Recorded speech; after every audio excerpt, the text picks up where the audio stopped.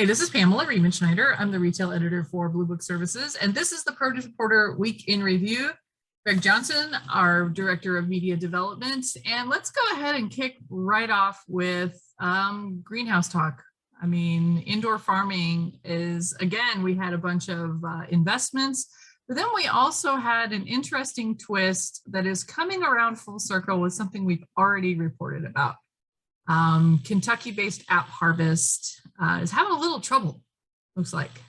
Yeah, anytime you get a lawsuit, especially a lawsuit of investors suing the company they're investing in, that definitely gets people's ears to perk up. And that's what happened. An attorney in Los Angeles is arranging a lawsuit against AppHarvest, and it's going to play out for a while. Apparently, they have through end of November to get involved in the lawsuit. The plaintiff side, it's it's certainly a red flag.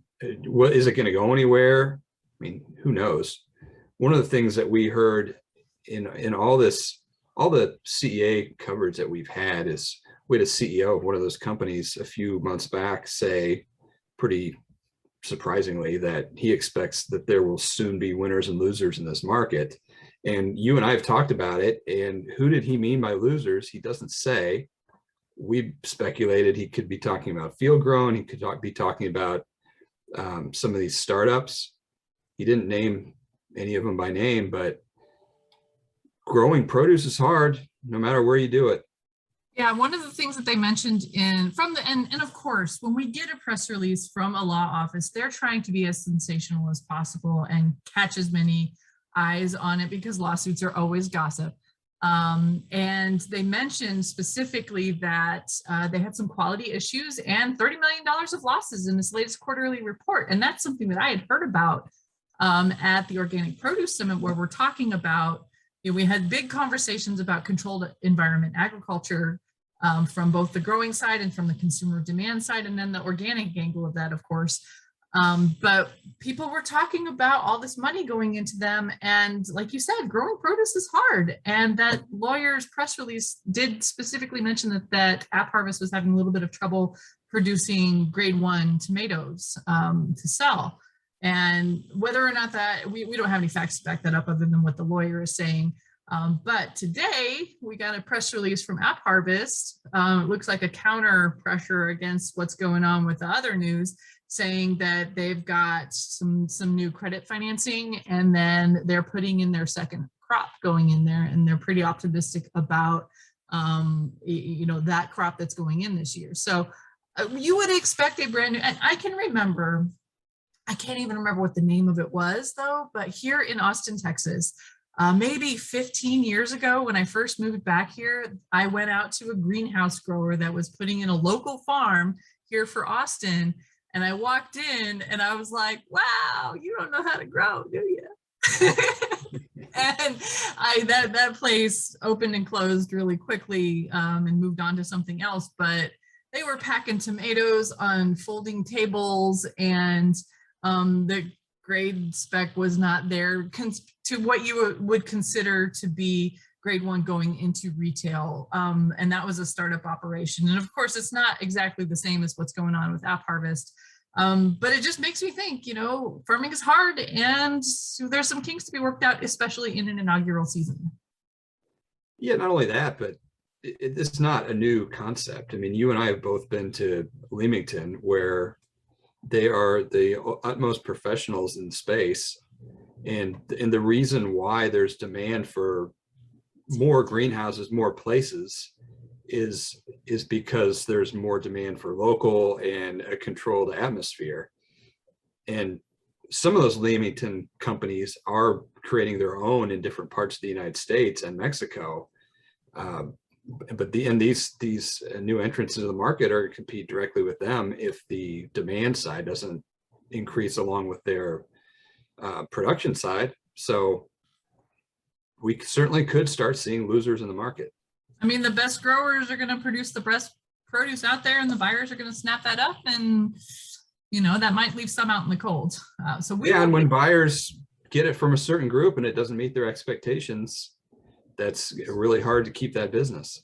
And there's no dearth of competitors right now in tomatoes. And the tomato market, I mean, I've heard a lot about, kind of a weak tomato market going through the summer.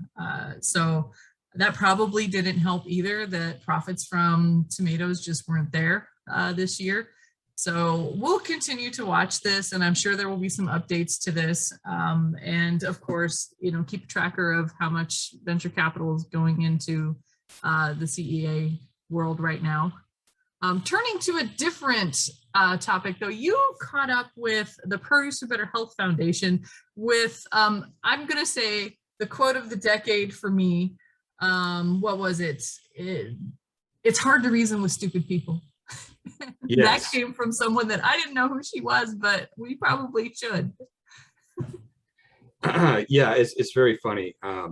She was talking about misinformation and said it's hard to reason with stupid people. The person we're talking about is a lady named Mae Musk, and she's in her 70s, and she's been a model and entrepreneur and registered dietitian for decades, and she's very well known. This PBH's event was an ambassador event, and it does tend to skew female, so they were more likely to know who Mae Musk is. A lot more people know about her son. He's a little more famous. That would be Elon Musk. Yeah. Which she even joked about. A lot of people don't know, and they may know her and don't know her famous offspring. But the cool thing, yeah. No, go ahead.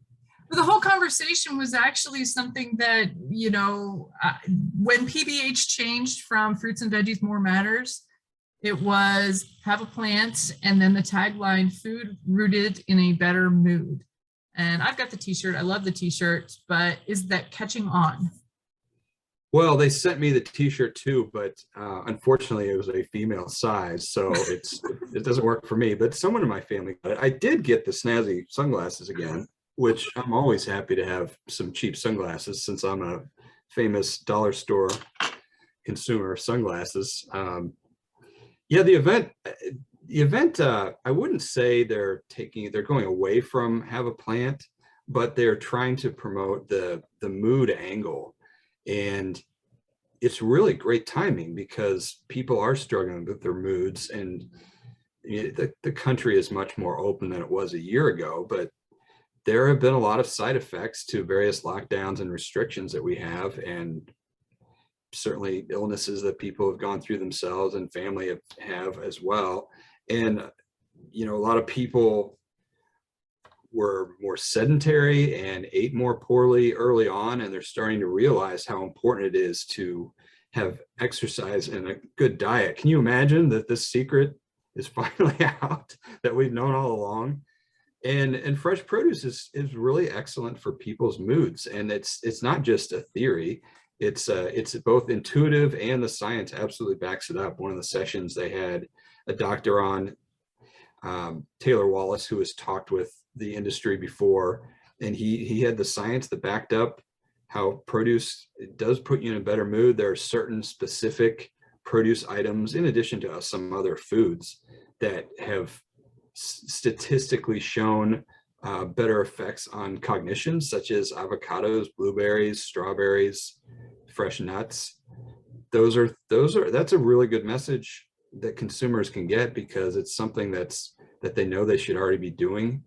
And it can be hard to think of diet and your diet and losing weight or getting healthier.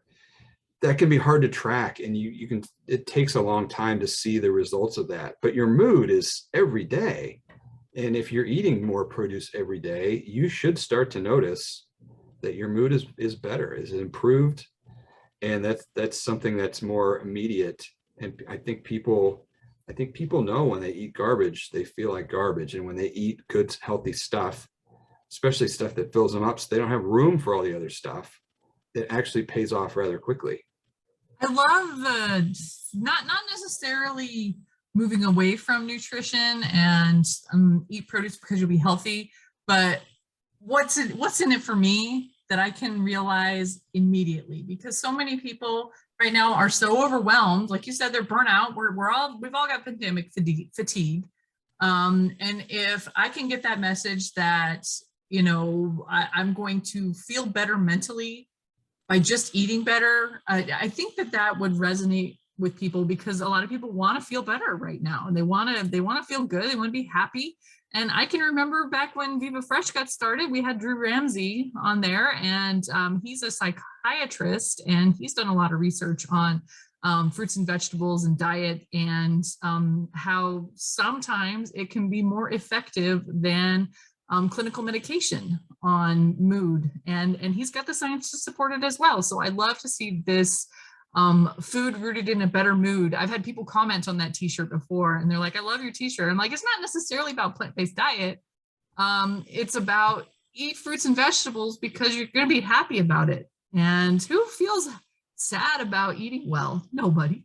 You know. In addition to your mood improving, if you have it around your house, the people who live in your house's mood should improve too. And anyone who's had kids knows that diet has a direct correlation to attitude and mood. Yep, for sure. Keep the kids happy, keep everyone happy. Give them strawberries and not soda, you'll be happier. Yep, for sure. And we've got one other thing that I wanted to pick up this week. And that was a Deloitte study about, and they have a cute little graphic to with it. It's fresh versus frozen. And this is something that I've been talking with Anna Marie about for a while, where we've seen so much innovation and so much going into the frozen case over the last 2 to 3 years, and even ramped up during the pandemic.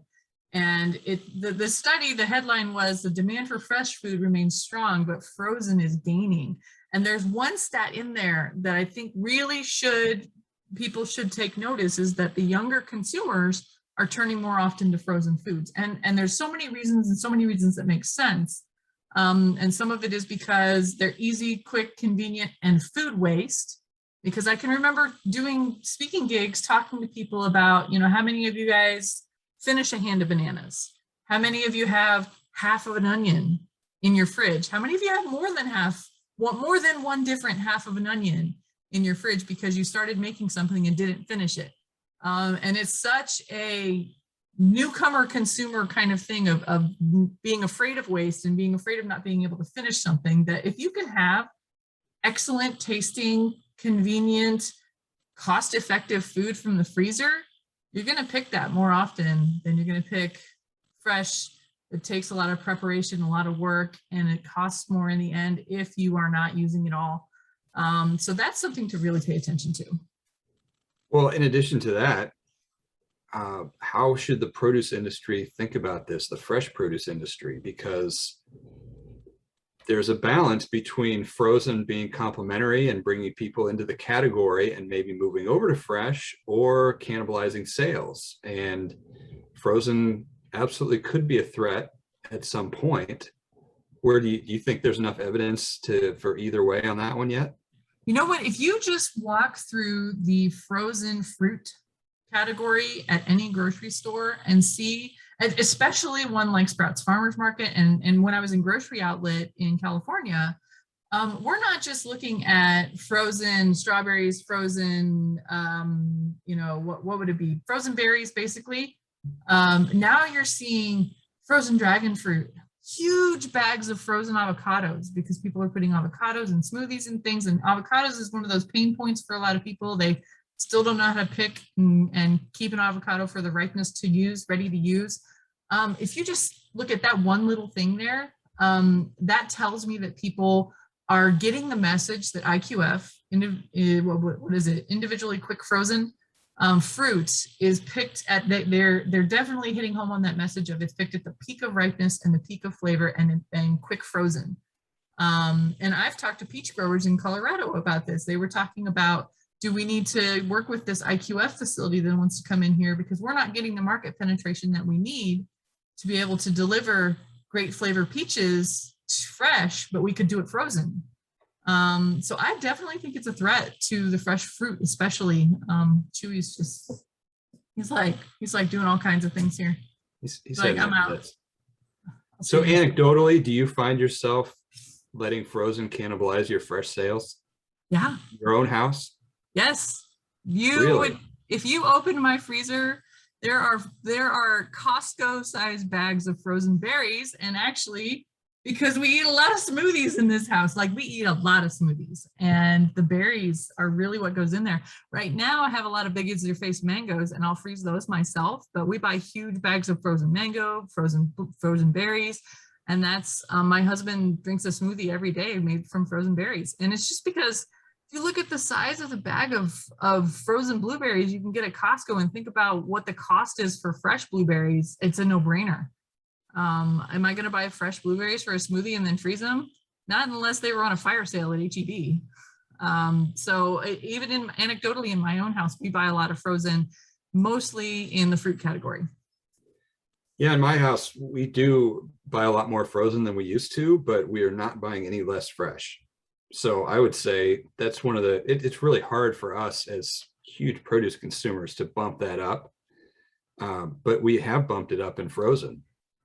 Yeah, I trade out in fresh when things are not at their peak, like mangoes. When they're not at their like peak of awesomeness, then I will trade out to frozen. This time of year, though, I'm buying all the fresh mangoes I can get a hold of, and I'm freezing them myself because it's keep mango season, and Big as Your Face mango season is best mango season. Hold on, you got to see this one. I mean, I am getting all of the mangoes I can right now. Big as Your Face mango season is my favorite mango season. And this is actually an organic mango from California that I brought home from the Organic Produce Summit. I've had it for a week now and it's ready to go, but this is the time of year that I actually buy mangoes. But maybe 2 or 3 months from now, I will be buying huge bags of them from Costco in the freezer section. It seems like we ought to have a video from your kitchen about that mango. I know, right? This is my favorite time of year to do this, and I've actually done almost every year this time of year. I've got videos of either my kids cutting mangoes or me cutting mangoes with these giant mangoes. So, I mean, you might see something about me cutting that mango open, but I might eat it too quickly to be able to do the video. That happens.